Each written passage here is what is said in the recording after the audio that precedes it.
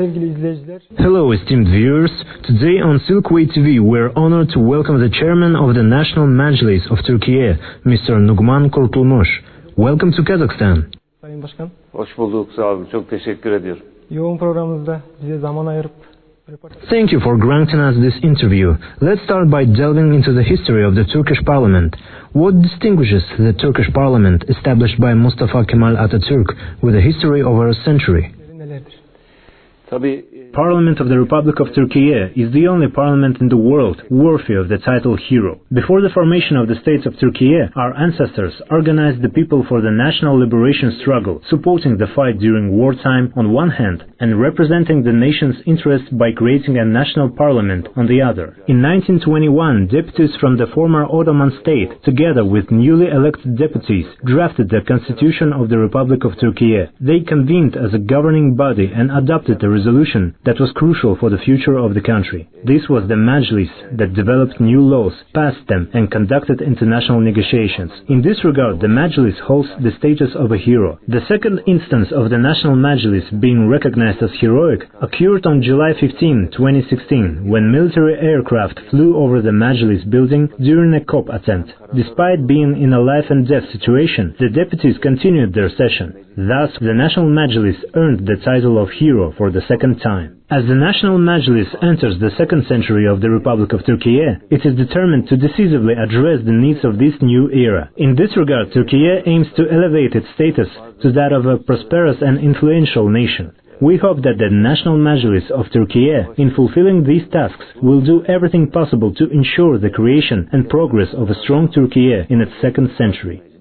Turkey is working on a new constitution to protect national interests and achieve its goals. What is the reason for these changes and which articles will be affected? Şimdi tabii öncelikle şunu söyleyeyim. Türkiye'deki şu andaki mevcut anayasa daha evvel de defaatle değiştirildi. Bazı maddeleri değiştirildi. Ama bu anayasanın bir özelliği var. İki askeri darbenin ürünü bir anayasadır. 1960 darbesinden sonra 1961 anayasası. O anayasa ana First, I want to draw attention to this issue. The fundamental law of Turkey has been amended multiple times in the past. Some articles have also been revised. There is one characteristic of the current fundamental law of the country. It was created following two military coups. After the 1960 military coup, the 1961 constitution was used for a long time. Following the 1980 revolution, the 1982 law was based on the ideological foundation of the 1961 law. In other words, this law bears the heavy burden of two military coups.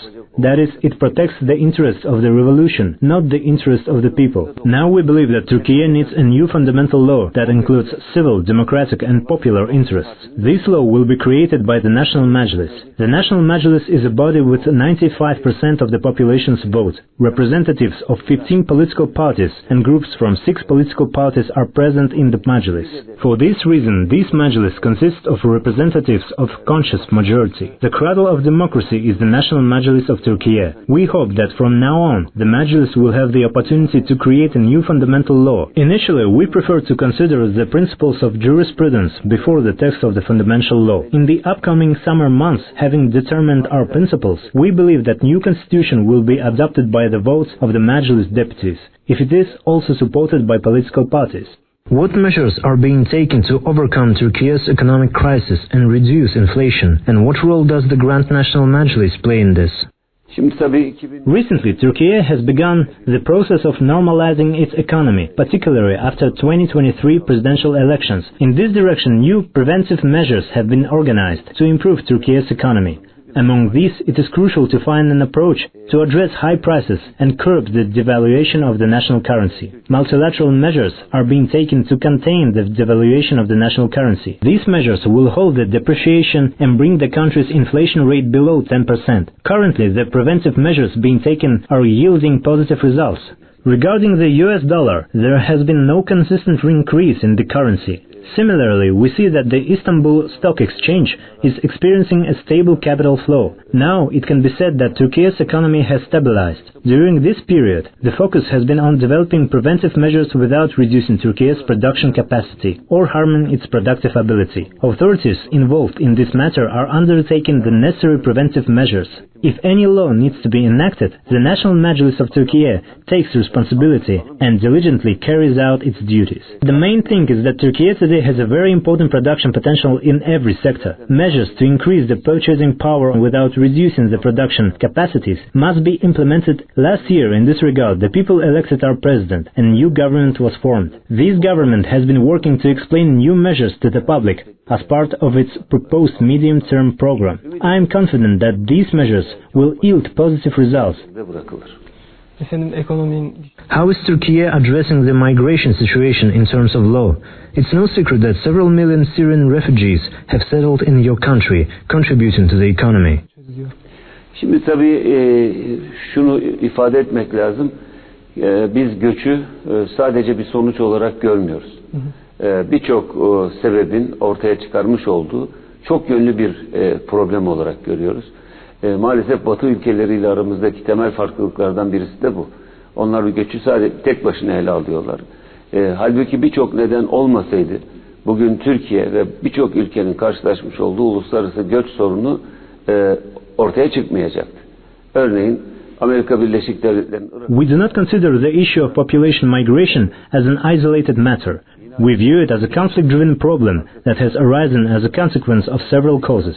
The difference between Western countries and us lies precisely in this. They treat population migration as a standalone issue. However, without addressing the underlying causes, the problem of international migration, which Turkey and many other countries face today, would not exist. For example, if the United States had not invaded Iraq, many Iraqis would not have fled abroad. Similarly, no Afghan would have left their country if the Russian armed forces, followed by the American army, had not invaded Afghanistan. If Syria had not faced a massive civil war as a result of arming terrorist organizations, millions of Syrians would not have fled their country seeking refuge. Therefore, we must address these underlying issues before we can resolve the migration problem. This migration issue, which has become a global problem, must be prevented by rectifying the malfunctioning aspects of international system. Turkey's acceptance of Syrians and other incoming immigrants also undoubtedly has its limits. Turkey has its reception capacity. However, these people fleeing death were forced to come to Turkey without clothes, leaving all their belongings behind. Turkey cannot, like Western countries, say to them, "Go away, we don't care if you die." Turkey welcomes people from friendly, fraternal countries into its own country. Some of them have adapted to Turkey. Some have moved on to other countries through Turkey. However, our main goal from now on is to create a safe zone in Syria, and of course to first ensure the complete cessation of internal conflicts in Syria and the restoration of truly democratic Syria. In this way, we can allow Syrians to spend their days peacefully in their homeland. This is the view of Turkey on migration policy. First, it is necessary to create an environment where people fleeing conflict will not be oppressed or persecuted upon their return to their countries, ensuring their safe return to their cities, places of residence and homes. The relationships between countries within the Turkic State Union are evolving dynamically. Considering the current geopolitical situation, what potential does the Turkic world hold? Çok büyük bir potansiyele sahip. Şimdi dünya yeni bir döneme giriyor. Artık eski dünyanın genel kabul görmüş olan kuralları geçerli değildir. Neyi kastediyorum? Önce biliyorsunuz Sovyetlerin yıkılmasıyla birlikte Amerika Birleşik Devletleri'nin tek kutuplu bir dünya sisteminden bahsediliyordu.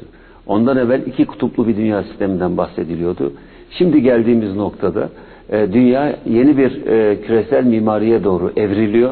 In today's geopolitical conditions, the potential of Turkic world is enormous. The world is now entering a new phase. The principles of the old era are now obsolete. What do I mean by this? Previously, there was much talk about a unipolar world system led by the United States, following the collapse of the Soviet Union. Before that, the world discussed a bipolar system. Now we are moving towards a new global system. I will focus on the concept of the multipolar world. In other words, we are at the stage where several countries, several power alliances, and many power blocs are developing new strategies on regional and global issues. For instance, Kazakhstan has adopted a multi-vector foreign policy. That is, it is simultaneously engaged in foreign policy initiatives with China, Russia, other regional countries, the European Union, America, and many other nations, prioritizing its national interests. This approach is indeed correct. From this perspective, a multipolar world system is taking shape globally.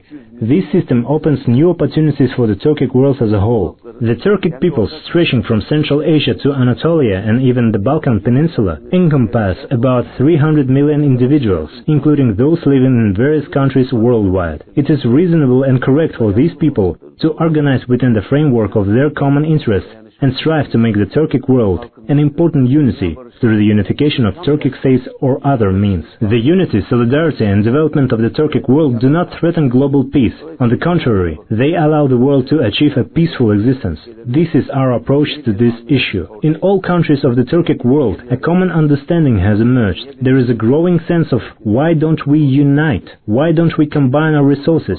There is a hope that we will achieve results from the unification of the Turkic world. In essence, Turkic countries can showcase their collective potential. How can we further strengthen the friendly and fraternal relations as well as the strategic partnership between Kazakhstan and Turkey in the future? Şimdi yani önce şunu söyleyeyim, bugün karşılaştığım gerek Ekselansları Tokayev, gerek mevkidaşım Koşanov, gerek Senato Başkanımız, Kazakistan Senato Başkanı heyetleriyle birlikte bize çok sıcak bir karşılamada bulundular. Her üç makamla yaptığımız heyetler arası görüşmelerde Türkiye-Kazakistan arasındaki meseleler çok samimi bir şekilde ele alındı. Gördük ki çok büyük potansiyellere sahibiz. Türkiye ile Kazakistan birisi Both the esteemed President Mr. Tokayev and my colleague Koshanov, along with the chairman of the Senate of Kazakhstan and their delegations, welcomed us very warmly today. The issues between Turkey and Kazakhstan were discussed in a very cordial manner during the intergovernmental meeting with the three competent bodies.